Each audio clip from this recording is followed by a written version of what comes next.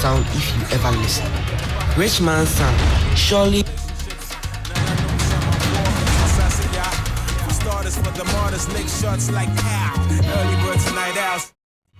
You know, I've watched you. Sometimes our people disagree with you, but I mean, I understand some of your approach. I mean, sometimes we take a hard bite. It helps us as politicians. Nowadays, when I listen to you, I even panic. Why? Maybe, hey, Why do you panic? the way you, Papa, you know Papa. Figuratively, he bites as hard as he can. Okay. And of course, when he puts his fangs into you, you certainly feel it. I think it pretty. Watch Johnny's bite.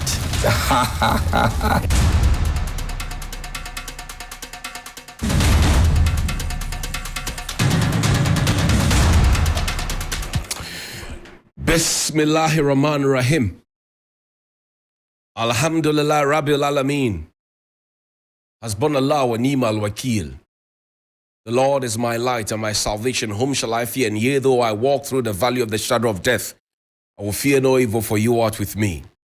Thy rod and thy staff, they comfort me. Thou preparest a table before me in the presence of my enemies. You anoint my head with oil. My cup runneth over, and surely goodness and mercy shall follow me all the days of my life. And I will dwell in the house of the Lord forever and ever. Amen. Assalamu alaikum. It's Thursday, Throwback Thursday. Welcome to Johnny's Bite. This morning, I'd like to quickly acknowledge the fact that the Minister for Trade and Industry, the Honorable Katie Hammond, has been talking and asking industries to reduce their prices so that they will be in the good books of the people, and possibly they may be candidates for the coveted Order of the Volta, Star of the Volta Award, etc.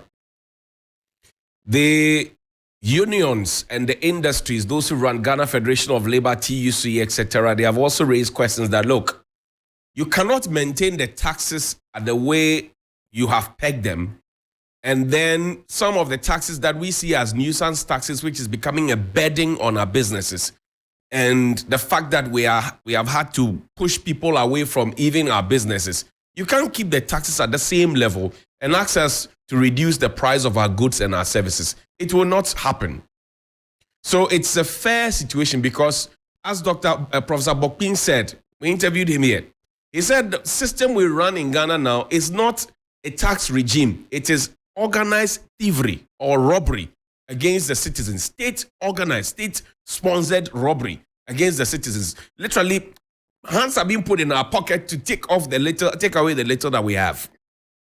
So we must find a point where we meet, where we say, look, no country in this world has progressed because they overtaxed their people. And in the past, I've showed you tweets by people within government, the people who are associated with the government, who said in the past things about taxation that today, those same things are happening, and repeatedly so, and even in larger and heavier margins, but they are unable to speak up. So the politics of principle is missing. And when you talk about it, people get angry that you're talking about these things. But we're using the same measure that you used in the past, which endeared all of us to you. We're using that same measure for you. Why do you get angry? So, yes, we can talk about reduction of prices, because the truth of the matter is that if I have gone to buy raw materials at the time when the prices were exorbitant, a certain tax had been imposed, and I had used that to produce certain batches of my goods and my products, and then I have not been able to sell them, you cannot suddenly come back and ask me to reduce them because the prices on the market have now reduced.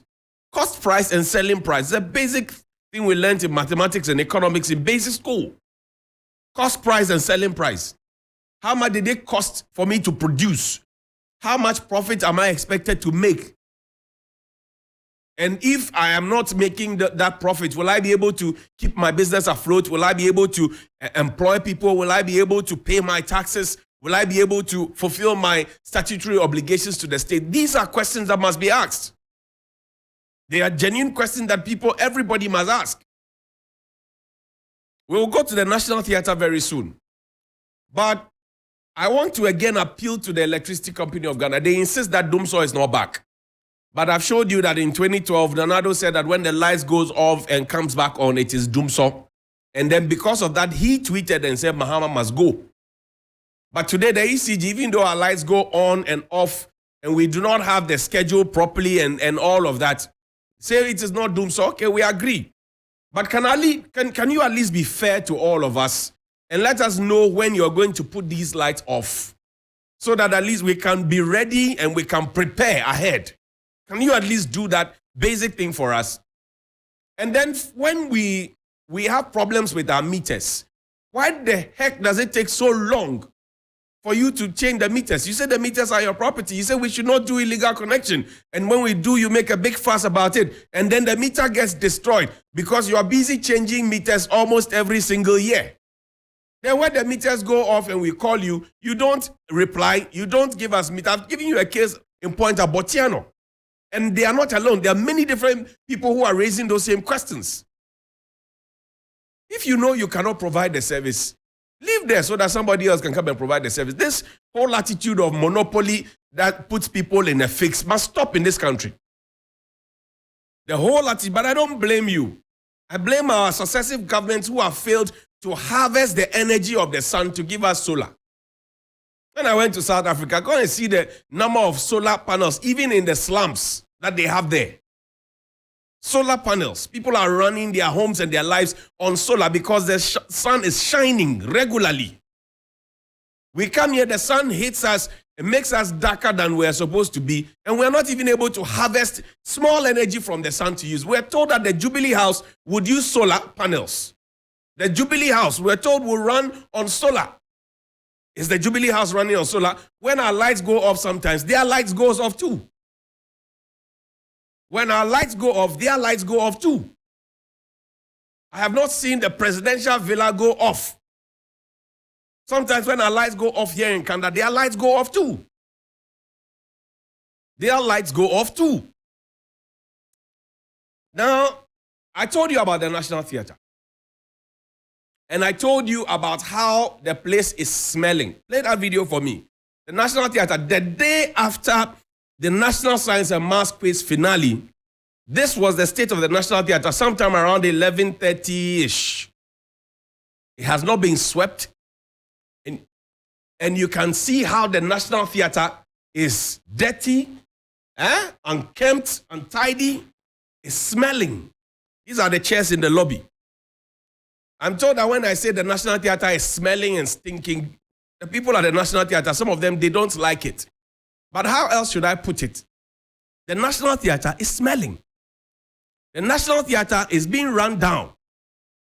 And you see, I'm told that when the workers decided to protest, was it on Monday or Tuesday, the board chairman was not too happy about it. He said that, oh, we're going forward, we're going to engage the people, the workers. And I said, what happened to staff debors? Common staff debor at National Theatre, you couldn't hold. Common staff debor. And you see, the board may try to take itself out of the equation. But the executive director works to the board. The executive director is supposed to be under the direction of a board. And the last time I told you, there's work experience, there's managerial experience, and then there's directorial experience. If you're a member of the board of directors, you're supposed to have not just work experience, not just managerial experience, but directorial experience at the very top. This is a reflection of the kind of leadership at the National Theatre today. That over the last 10 years or more, people have worked at one place and it is a state institution. There is a certain rank structure and people have not been promoted for 10 years. That common staff debtors are not hard. People's overtime, allowances, etc., it takes forever before they are paid. The National Theatre organizes its own shows and runs at a loss. So then the question you are asking is somebody doing us a favor by being at the National Theatre, either on the board or either as executive director or what? This is the state of the National Theatre. It's just like how bad the Tamaboto way has been. It shows you the state of the nation. Bola is smelling. This was at 11-something a.m. the next day after the National Science and Maths quiz finale had happened. You should go to the washrooms at the National Theatre. You puke. When people hire the National Theatre, they have to go extra length to buy air refresheners to freshen up the place. When you go and rent the National Theatre, the centralized cooling system does not work. So you have to pay a private contractor who has been engaged by the National Theatre to provide air conditioning services for you and your guests. If not, you will sweat. And if you doubt it, go back to the NMSQ finals and watch the videos. You see from ministers who went there, they were all fanning themselves. Meanwhile, this National Theatre was a gift from the Chinese government. We can't even manage a common gift. A common gift. I don't even want to talk about the fact that we were promised that we will build theaters in all the 10 regions at the time. I don't want to talk about it. I don't want to talk about the fact that we were promised by this government that we were going to build one big auditorium. I don't want to talk about this. I don't want to talk about the arts fund. I don't want to talk about the website and all the things that we said we're going to do for the creative. I don't want to talk about. I'm talking about the National Theatre as it is today. It is dirty. It is smelling. It is stinking. And it is unkempt. And so I get surprised that the board chairman and some members of the board are not happy that the people demonstrated. National Theatre is a house of drama. Why did you want them to go and have that kind of drama? You are not happy that the media turned up to come and cover a protest? Is it the height of intolerance now? People have bottled up their anger. If we were doing staff debts at the end of every month, you think that the people would have, for the first time when I saw the visuals, I saw the whole of National Theatre united, asking for the right things to be done, because they are looking at the National Theatre, they are seeing that it is sinking, and they are looking at their jobs and the security of the same, and they know that if the National Theatre collapses, some of them will be out of their jobs. Their children will have to suffer before they go to school. They cannot feed, they cannot rent, they cannot build. They are looking at the possibility of they not having food on their table. That's the concern of the people, not about covering up for people. Is this the competence that the National Theatre this time needs? We've seen Koko Amate Few. We've seen Efo Kojo Maugbe. We've seen many other executive directors. So what exactly is happening? Is the board in control? Have they put together proposals? Have they taken it to Dr. Awal? What did Dr. Awal say about it, or the minister before Dr. Awal? If the proposals are not being listened to, have people on the board decided to opt out of the board as a protest? Because if you are there and you are supposed to be giving direction, and you are giving direction and the direction is not being taken, and you are still there taking your allowances, then you are part of the problem. You should leave, so that the people who are refusing to listen to you know that you are not happy about it. That you are not happy about it. Look, play Dr. Ishmael Yamson's video for me. Planting for food and jobs. We didn't get the food, we didn't get the jobs, but the money was spent. So the growth, where the growth should come for me, agriculture, manufacturing, tourism, because it employs large numbers of people. If you go to the factories in this country right now, I can bet you 9 out of 10 are shedding numbers. So those figures that we are quoting, we must always ask, what would they mean to us, to our people? Because if poverty levels are rising, then we have a problem. So we are not focusing on those areas where jobs can be created. I wasn't involved in the policy execution, but at least I can see the results out of that. And let me give you a very simple example. I used to buy a bunch of plantain for 25 cedis. Today, the same batch I'm buying for 120. And we are in the food harvest season right now as we sit here. So if today I'm paying 3 times for the same batch of plantain that I used to pay 25 cedis for, then my question is, what has happened to agriculture? Don't go very far. Right? Don't go very far. Coconut. We used to buy coconut in Accra for what? 50 pesos. We're complaining. Today is 5 cedis. I understand that a chunk of the cost is coming from transportation. But even so, should we go from 50 pesos to 5 cedis? That is Dr. Ishmael Yamson, and we call this from Joy News. Sat down with Evans Mensah. And he was talking about planting for food and jobs. Very instructive. You see, again, he mentions what I mentioned earlier about the industries. Because I know that, and I still have a mental picture of how things were put out to us, that we will have planting for food and jobs, planting for export and rural development, rearing for food and jobs. These were going to provide the raw materials for one district, one factory. And then we're going to have one village, one dam, which are going to serve as irrigation points so that all year through we could be planting. Brilliant idea. Now, with the benefit of power, 7 years on, towards 8 years, have we properly done an assessment of how these 3 flagship programs have been properly connected for the benefit of the people to create jobs? Because your unemployment rate keeps shooting up. So have we derailed from the original plan that you're going to have irrigation or dams that we're going to serve all year through so that you don't just do rain-based agriculture, that you are going to have planting for food and jobs, rearing for food and jobs, and planting for export and rural development? We spoke about the, coconut that he's complaining about, etc. Because food is expensive in this country. He said, we spent money to plant the food didn't come, the jobs didn't come. Fact. That charade that was done at our Greek ministry to give us an impression that there was so much food and that it was the market women who were overpricing the food. Some will overprice the food. But what is the general picture? Coconut sells at 5 cedis. It used to be 50 and 70 pesos.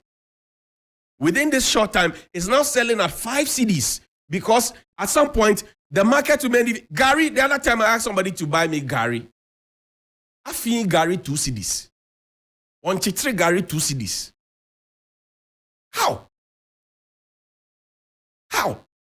The basic things that people need every day. We cannot provide the basic things for the people. We all were interested in numdracracy, bureaucracy, ahomaswokracy, ahantancracy, minimcracy, insult him cracy, attack him cracy.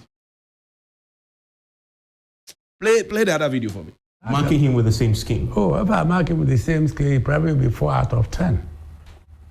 That's a fail. Oh, yes. Because you see, even if you yourself as an individual, you have not dipped your hands into the state coffers, what about all your leaders, your followers, and what have you done about them? Right? My greatest disappointment was recently we had a case about a minister who had so much money in her home. Sanitation minister. Yes. And the president said that he hoped her integrity will be proven in the end. Why would the president even get involved in this when there are state agencies which are handling the matter? You understand? Because if you, our leader, you say you trust the person, and then you expect the people following you to go and say the person cannot be trusted, it's not possible. So I don't think that he has been able to stamp down corruption in this country. He hasn't. Because if he has, then all the scandals that come up day after day after day after day, why hasn't he taken firm action to deal with all those things and stop them? Why isn't any of his people who have been found culpable not in jail? The big man has spoken. I have nothing more useful to add. He is over 80 years, so he wouldn't need to please anybody. He has spoken. Those who have ears will hear. The incorruptible Nana Addo Dankwa Akufo-Addo today cannot talk about corruption, and the elders are telling us that he has failed to fight corruption.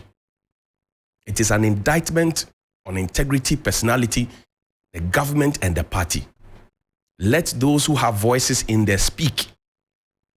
I'm activating the phone line 055-924-2717, 055-924-2717, and 055-691-0154. Good morning. We take a hard bite. Good morning. Good morning, Brother John. Yes, sir. How are you? I'm doing good. Talk to me. Thank you very much.